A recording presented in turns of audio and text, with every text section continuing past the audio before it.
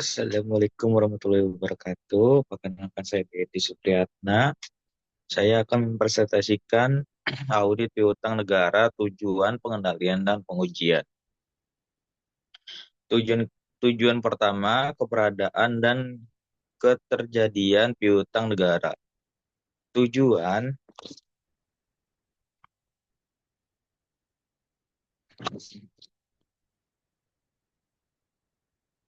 tujuan memastikan nilai piutang negara yang disajikan dalam laporan keuangan benar-benar ada dan dimiliki oleh pemerintah pusat.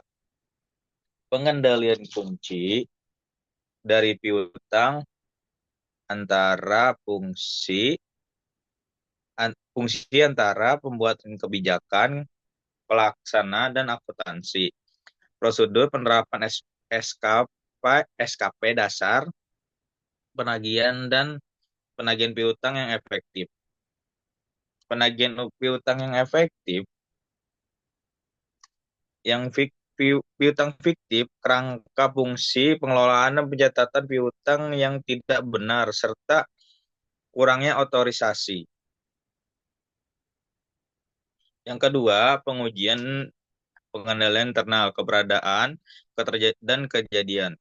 Yang pertama, meneliti dasar pengenaan piutang dalam peraturan perundang-undangan dan SKP dasar penagihan lainnya. Kedua, SKP pengujian dasar penagihan yang belum dibayar untuk memastikan pengakuan sebagai piutang. Yang ketiga, memastikan pemisahan fungsi pemilikan piutang dan otoritas kebijakan piutang oleh pejabat berwenang. Selanjutnya, pengujian substantif atas saldo, keberadaan dan keterjadian. Verifikasi saldo membandingkan saldo piutang pada neraca dengan buku besar dan daftar piutang pada tingkat pemerintah pusat. Penelusurannya menelusur piutang yang tercatat dalam buku besar ke buku jurnal. Yang ketiga, melakukan konfirmasi kepada wajib pajak atau debitur yang dipilih secara uji petik. Selanjutnya, dua, tujuan dan kelengkapan transaksi piutang. Pencatatan pelengkapan memastikan seluruh transaksi piutang saldo dicatat dengan neraca dan mencakup transaksi pada periode pelaporan. Selanjutnya, verifikasi internal.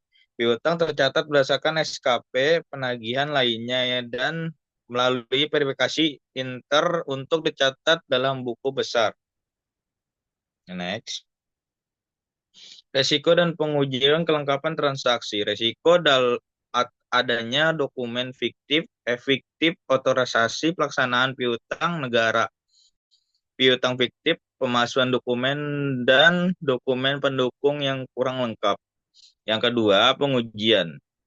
Mengecek penjumlahan daftar piutang, penelusuran penerimaan kas, pengurangan saldo piutang, dan tanggal pembayaran. Tiga, tujuan penilaian dan alokasi piutang. Yang pertama, nilai yang tepat. Memastikan transaksi piutang dicatat sesuai dengan nilai yang semestinya dan perhitungan yang tepat. Verifikasi internal.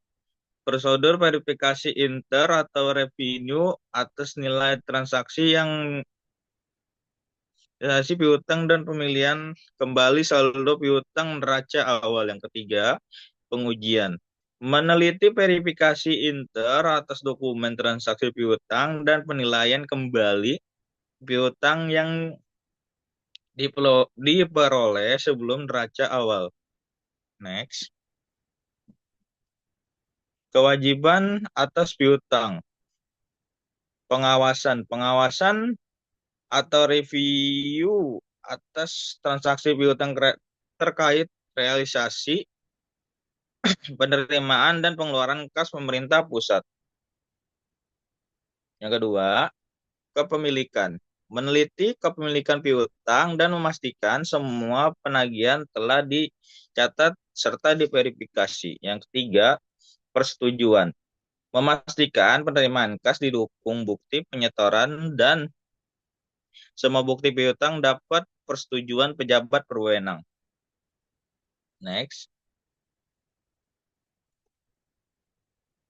Pengungkapan piutang dalam laporan keuangan. Pengawasan, review, atau atas klarifikasi akun yang berhubungan dengan piutang telah memadai. Pengawasan inter atau review atas pengungkapan, penambahan, dan pengurangan saldo piutang telah memadai. Next. Kesimpulan dan langkah lanjutnya audit. Negara memerlukan pemahaman mendalam tentang tujuan, pengendalian resiko, dan pengujian yang relevan. Dengan menerapkan prosedur yang tepat, kita dapat memastikan penyajian yang akurat dan sesuai dengan standar akuntansi pemerintah. Langkah selanjutnya adalah implementasi rekomendasi audit dan peningkatan keterlanjutan dalam pengelolaan piutang negara. Sekian presentasi dari saya. Assalamualaikum warahmatullahi wabarakatuh.